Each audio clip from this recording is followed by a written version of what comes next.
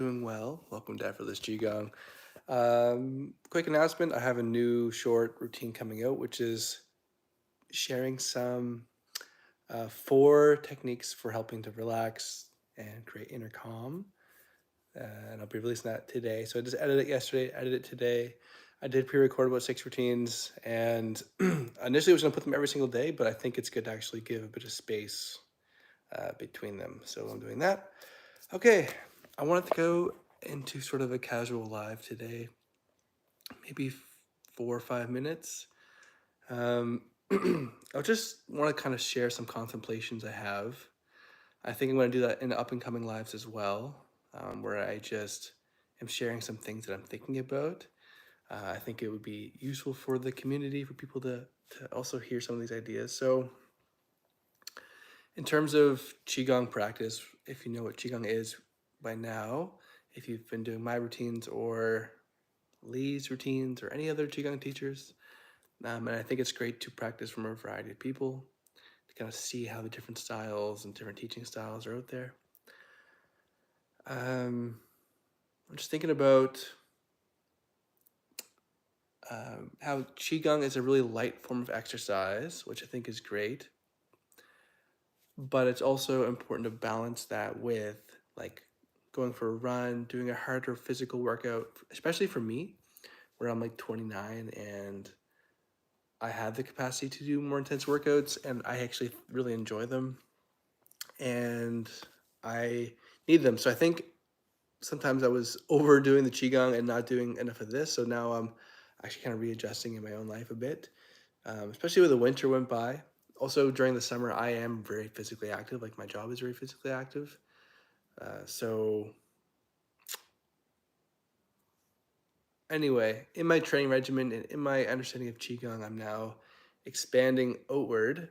So in my own sort of self-training regimen, I'm continuing to deepen my understanding of the Qigong practice. I know there are more and more styles I want to be able to master and understand and be able to teach with confidence. And then, yeah, I'm going to be doing more physical workouts, more like weights, kettlebells, these sorts of things. I really want to build some muscle. I also think it would just look good in the videos if I had a bit more muscle on me. And I want to make sure I keep myself in shape because I think it's important to look good in my Qigong videos. What else am I thinking? Uh, yeah, also nutrition is a really important part of Qigong that I'm not an expert in, but I have studied it. And um, I think in order to make your Qigong practice really solid, it's important to do both the sleeping, having really high quality sleep, making sure that you get the aerobic exercise as well in your week, but also like getting your nutrition down. It's important. A mistake I made recently. I kind of wanted to share this because I love tea, but I was drinking way too much tea. Maybe like the last month before the spring started, and I was I'm I was very young, very excited from just drinking way too much caffeine from green tea. Like I really liked green tea and oolong. I bought all these teas. I think that was the mistake, and I really was enjoying the taste and the process of drinking them. But it was stressing out my nervous system because I felt like when I got to my sister's here, I just felt kind of gross. I think part of that was coming down with a bit of a cold, but I could also feel that like the caffeine had been stressing my body. And so this week I really cut out the caffeine and I switched to drinking like more water, and um, Bengal spice tea.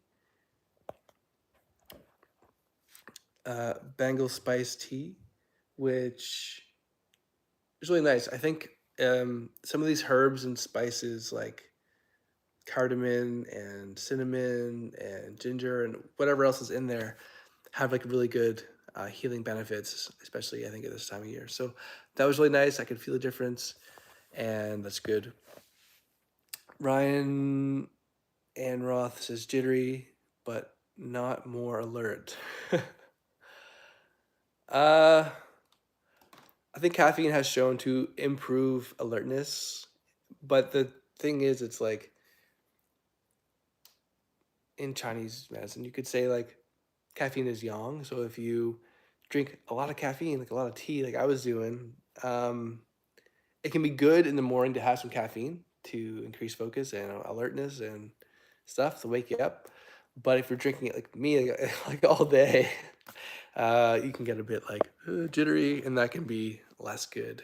And it can actually increase anxiety. I noticed that anxiety up, jitteriness up, that stuff.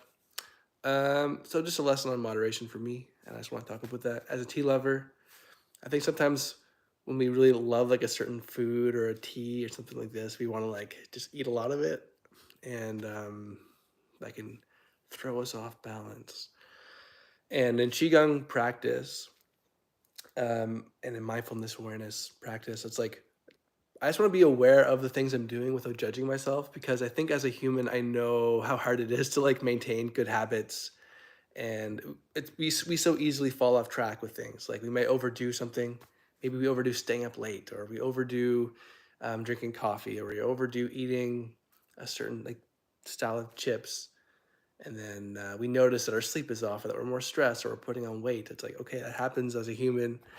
And then the important part, I think, is to acknowledge when that happens without judging yourself, be kind to yourself, and then like make a choice. Do you want to adjust, find a new way of doing it that's more healthy, or do you want to stick to the old way? And then you make that decision. So for me, I think switching from the tea is good, and then I'm going to just like set a rule for myself of drinking tea only once in the morning, and not doing green tea every day, because I think it's too much. I like it too much. So yeah, I wonder how you're doing in the chat.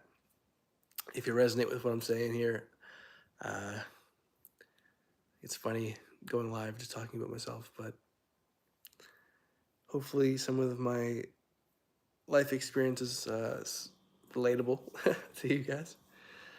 Um, so yeah, I just want to show you this window.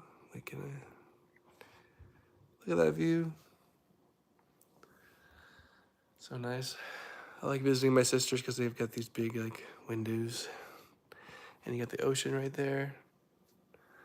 Always very nice. All right, so that's just it. I wanted to go live. I really wanted to go live just to talk about, yeah, Qigong is fantastic. And I think it's part of a healthy lifestyle. But make sure you're exercising, make sure you're sleeping well, make sure you're eating properly as you're going out this, as you're pursuing Qigong practice and getting the benefits from it. And yeah, be mindful of the caffeine in your tea, what you're drinking, or whatever it is. And when you find yourself out of balance, simply acknowledge that you've gone out of balance in that area, and then seek readjustments. You can talk to family or friends, like, hey, have you noticed this?